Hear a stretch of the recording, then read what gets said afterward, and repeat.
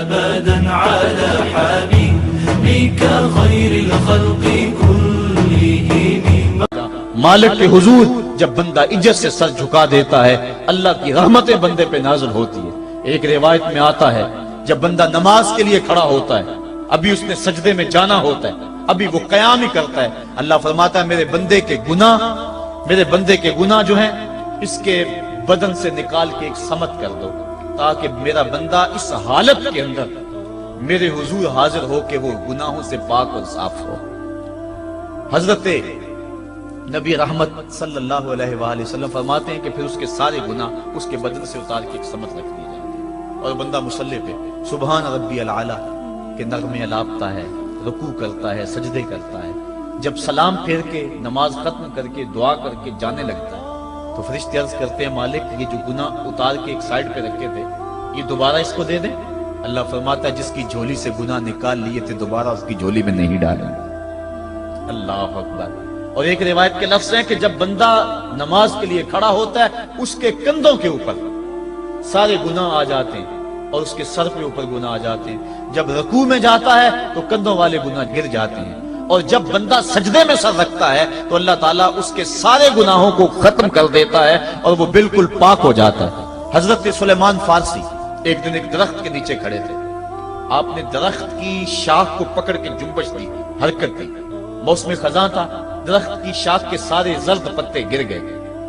ایک صحابی پاس کھڑے تھے، انہیں پوچھنے لگے عثمان تو نے مجھے پوچھا نہیں کہ میں نے درخت کی شاخ کو یوں ہلایا کیوں ہے. انہوں نے کہا اچھا پھر آپ بتا دیں کہ آپ نے درخت کی شاخ کو یوں کیوں ہلایا ہے. کہا سنو پھر ایک دن میں اور چند صحابہ حضور کے ساتھ جا رہے تھے، رستے میں ایک درخت آیا، اس کے نیچے حضور کھڑے ہوئے، حضور نے اس طرح درخت کی شاخ کو پکڑ کے ہلایا، یوں پتے جھڑ گئے. ہم اس منظر کو دیکھتے رہے. حضور علیہ السلام نے فرمایا سلمان فارسی تو نے مجھے پوچھا نہیں کہ میں نے اس درخت کی شاخ کو یوں کیوں ہلایا ہے.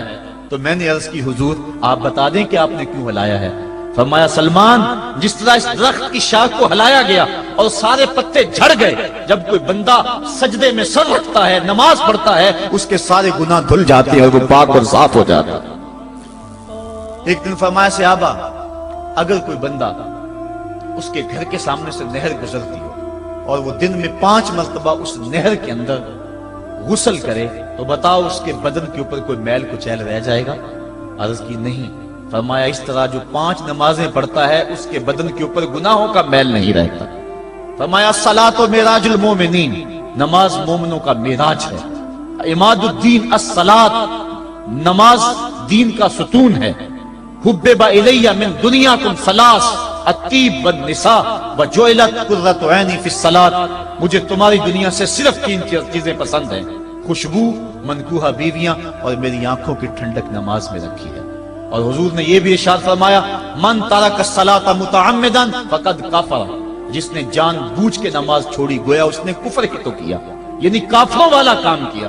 حضرت امام فخر الدین رازی نے تفسیر کبیر میں لکھا حافظوا علی الصلوات والصلاۃ الوسطی، اس آیت کریمہ کے تحت ایک عورت مدینے کی گلیوں میں چیخ رہی ہے اور کہنے لگی مجھے حضور کے در کا پتہ بتاؤ. حضور کی چوکھٹ کا پتہ بتلایا گیا، وہ حاضر ہوئی. آقا کریم صلی اللہ علیہ وسلم کی خدمت میں عرض کی حضور میرا خامد سفر پہ گیا ہوا تھا اور میں نے اس کی عدم موجودگی کے اندر زنا کر لیا، حمل ٹھہر گیا اور جو بچہ پیدا ہوا میں نے مارے شرم کے اس بچے کو سرکے کے مرتبان میں ڈال دیا اور پھر اسی سرکے سے میں لوگوں کو فروخت کرتی رہی ہوں. اب جب کہ میرا ضمیر جاگا ہے میں آپ کی خدمت میں حاضر ہوئی، مجھے بتایا جائے کہ میرے گناہ کا بھی کوئی کفارہ ہے.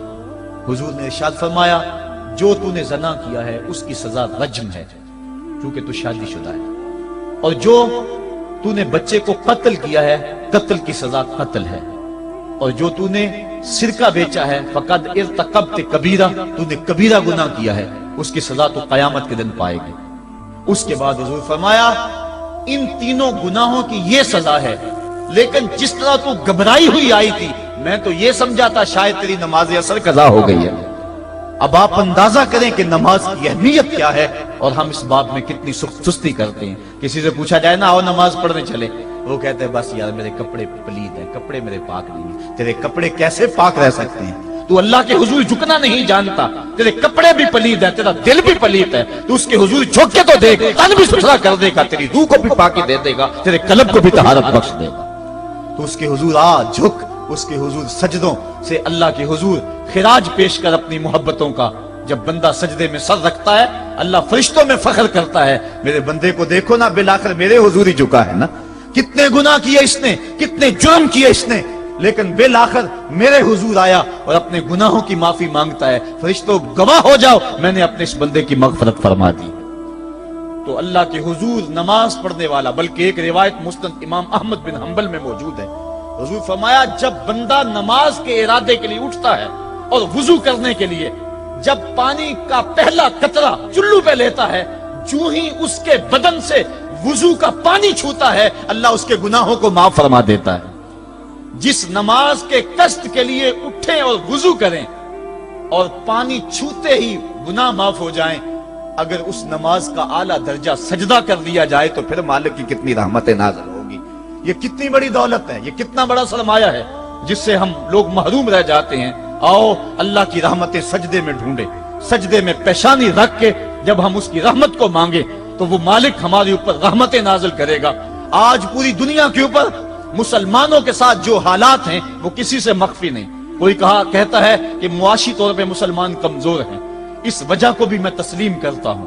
مسلمان کے پاس آلات حرب و ضرب بھی موجود نہیں ہیں، اس وجہ کو بھی تسلیم کر لیا جائے۔